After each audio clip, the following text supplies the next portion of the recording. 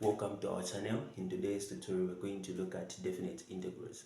So we have a question which is saying that evaluate x squared plus 5 with respect to x from 0 to positive 2. So how can we integrate this question?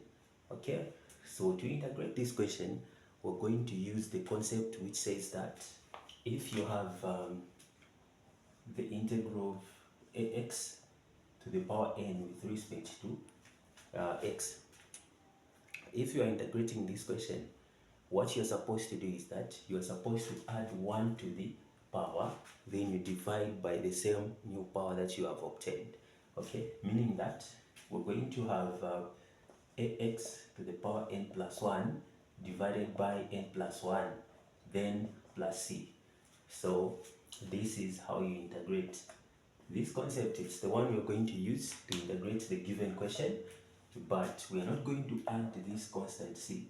So why am I saying we're not going to add the constant c to this question when we solve? It's because here we have limits from 0 to 2, but here we don't have limits.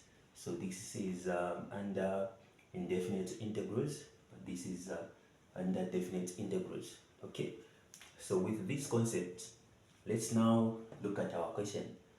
So the question is x squared plus 5. We integrate it from 0 to 2 with respect to x. So how is it going to be? So this will be the integral from 0 to 2. We have x squared plus 5 dx equal to, what's the integral of x squared? So this will be x to the power 2 plus 1 divided by 2 plus 1, which is the same power, then plus 5. When you are integrating, the constant will gain the variable that you are integrating with respect to, meaning that this will be 5x. Okay, then since we're having limits, we're going to do this from 0 to 2. Then from there, we can sum up this 2 plus 1, again 2 plus 1, and we're having x to the power 3 divided by 3 plus 5x from 0 to positive 2.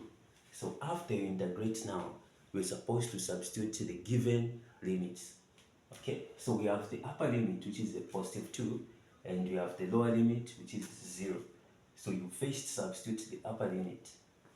So substituting the upper limit, we are having 2 to the power 3 divided by 3 plus 5 multiplied by 2. Then you subtract now. So when you subtract, you now substitute the lower limit into the same expression, which will be 0 to the power 3 divided by 3 plus we have 5 multiplied by 0. Okay, then at this point, this will give us 8 over 3 plus, here we are having 10, then minus 0 power 3, that is a 0 over 3, then plus, this will be a 0. Okay, then we can now work out this one. So since this is a fraction, we're supposed to balance with the 1, then we find the common denominator, which is a 3. 3 into 3, that is 1.